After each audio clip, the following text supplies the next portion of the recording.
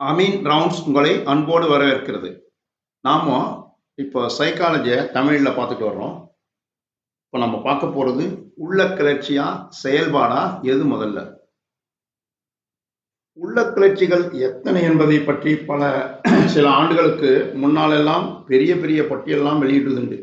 ஒவ்வொரு கிளர்ச்சியின் தன்மை என்ன, அதோடு தொடர்புள்ள இயல்பூக்கம் என்ன, அது பிறப்பிலிருந்தே உண்டானதா அல்லது சூழ்நிலையால் தோன்றியதா என்று இப்படியெல்லாம் ஆராய்ச்சிகள் நடைபெற்று வரும்.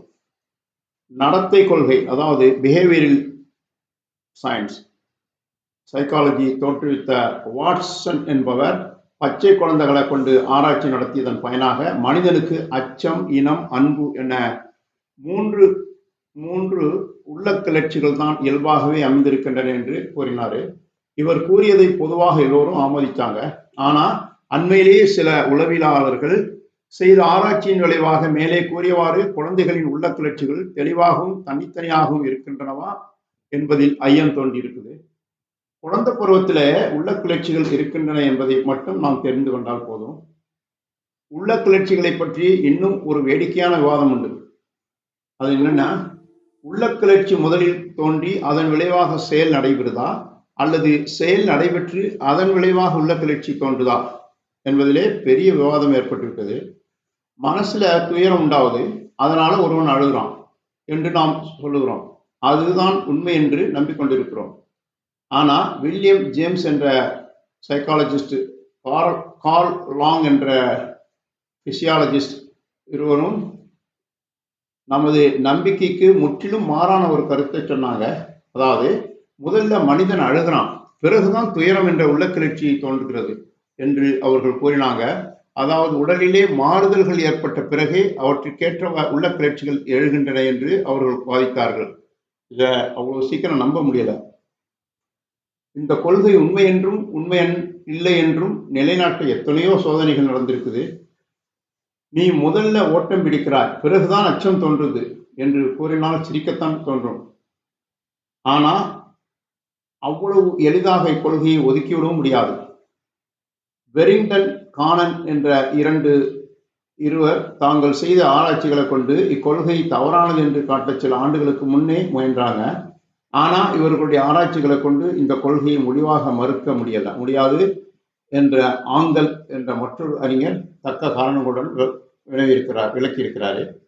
இந்த விவாதத்தில் முடிவு எப்படியானாலும் உள்ள கிளர்ச்சிகளை பற்றி பொதுவாக நாம் அறிந்து கொள்ள வேண்டிய உண்மைகளை அது பெரிதும் மாற்றிவிடாது. நமது உடம்புல வெவ்வேறு பகுதிகளில் வெவ்வேறு வகையான சுரப்பிகள், கிளான்ஸ் இருக்கின்றன என்பது நமக்கு தெரியும். வாயில உமிழ்நீர் சுரப்பது ஒரு வகை சுரப்பியால் தான். வளர்ச்சிக்கு ஒருவருக்கு சுரப்பி இருக்கிறது, அது பிட்யூட்டரி சுரப்பி.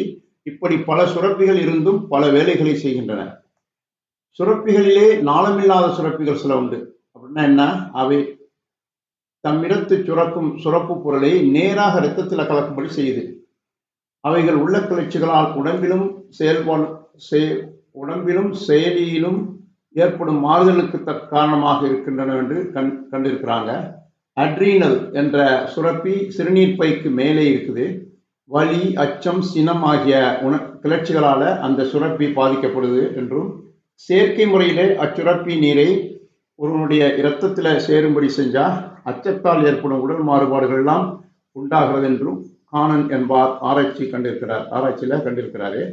இவ்வாறே மற்ற சுரப்பிகளின் தன்மைகளையும் ஆராய்ந்து கூறியிருக்கிறார். சுரப்பிகள் அல்லது மற்ற உடல் உறுப்புகளின் செய்கைகளால உள்ள கிளர்ச்சிகள் தோன்றுவதனாலும் அல்லது உள்ள கிளர்ச்சிகளால் உறுப்புகளின் செயல்கள் மாறுபாட்டை அடைவதனாலும் மனிதனுடைய வாழ்க்கையில ஏற்படும் விளைவு ஒன்றுதான். இழிந்த உள்ள கிளர்ச்சிகளுக்கு ஆட்பட்ட மனுஷன் வீழ்ச்சி அடைகிறான். அவற்றிற்கு ஆட்படாமல் அவற்றை மடைமாற்றம் செய்து கொண்டவன் உயர்வடைகிறான். இந்த உண்மையைத்தான் நாம் தெளிவாக தெரிந்து கொள்ளணும். அறிவு, பகுத்தறிவு என்றும் நாம் பேசுகிறோம். ஆனா உள்ள கிளர்ச்சிகளே ஒருவனுடைய செயல்களுக்கு முக்கிய காரணமாக இருக்கு. நல்ல பழக்கங்களையும் பற்றுதல்களையும் குறிக்கோள்களையும் உண்டாக்கி கொள்வதனாலும் மனத்திற்பத்தாலும் ஒருவன் தனது உள்ள கிளர்ச்சிகளை நல்வழிப்படுத்திக் கொள்ள முடியுமானால் அவன் மேம்பாடு அடையலாம். மனச்சான்றும் அறிவும் இம்முயற்சியில அவனுக்கு துணையாக நிற்க வேண்டும்.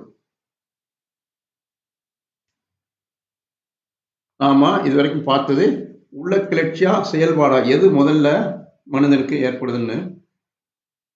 தேங்க்ஸ் ஃபார் வாட்சிங். Please subscribe our YouTube channel.